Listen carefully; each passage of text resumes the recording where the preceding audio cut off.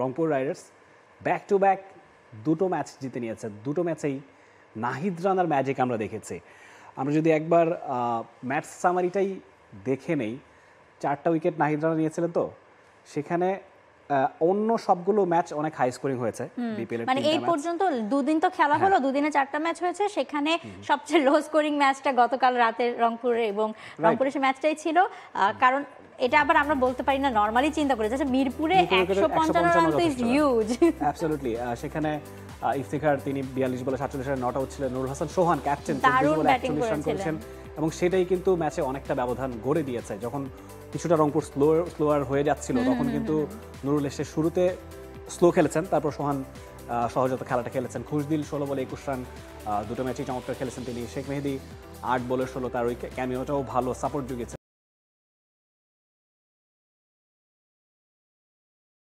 Tanzim Sakib 4 over 27 run 2 wicket নিয়েছিলেন, Alamin Hossain 4 over 31 run 2 wicket নিয়েছিলেন। জবাবে ব্যাট করতে নেমে সিলেট স্ট্রাইকার্স খুব বেশি সুবিধা করতে পারেনি। আর রনি তালুকদার 36 বলে 41 রান করেছিলেন, জাকের আলী অনেক 33 বলে 24 রান করেছিলেন। শুরুটা ভালো করেছিল, তারপর গিয়ে আবার জিমে পড়তে হয়েছে।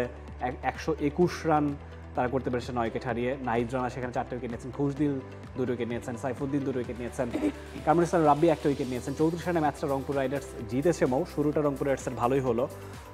সেখানে নাহিদ রানার ইনক্লুশনটা নিয়েই আলাদা করে আমরা কথা বলতে চাই। আসলে পুরো বছর জুড়ে 2024-এ বাংলাদেশের ক্রিকেটে নতুন চমক যদি কিছু থাকে সেটা নাহিদ রানা।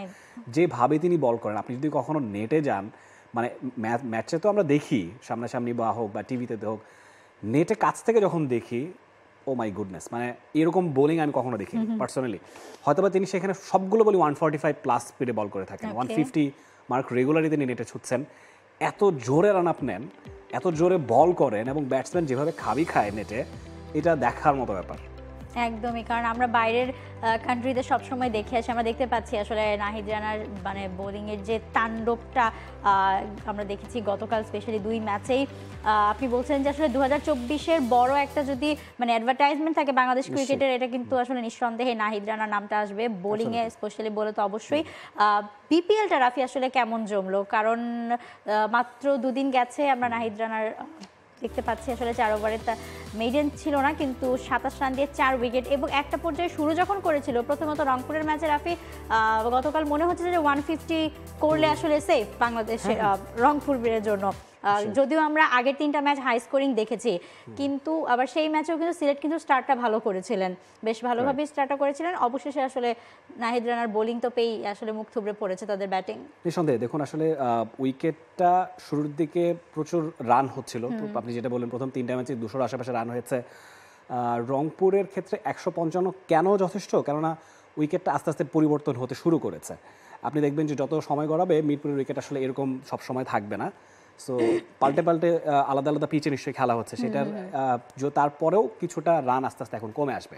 কারণ অন্যান্য আর 10টা পিচের মতো বা যেগুলো হাই স্কোরিং পিচ, তার সাথে মিরপুরের কিছুটা পার্থক্য আছে। যে গ্রাসগুলো থাকে সেগুলোর ডিফারেন্স আছে, পিচের গতি প্রকৃতি সবকিছু মিলিয়ে 155 ওয়াজ ইনাফ আসলে। মানে মিরপুরের পিচ আস্তে আস্তে তার কি আগের স্বভাবে ফিরতে শুরু করবে এত তাড়াতাড়ি হয়তোবা না, বাট পরের ইভিনিং ম্যাচগুলোতে হয়তোবা সেটার ইমপ্যাক্ট পড়তে পারে। For more updates, subscribe to our YouTube channel and click on the bell icon. Follow us on Facebook and Instagram. Download T-Sports app to enjoy exciting games and highlights. Visit tsports.com.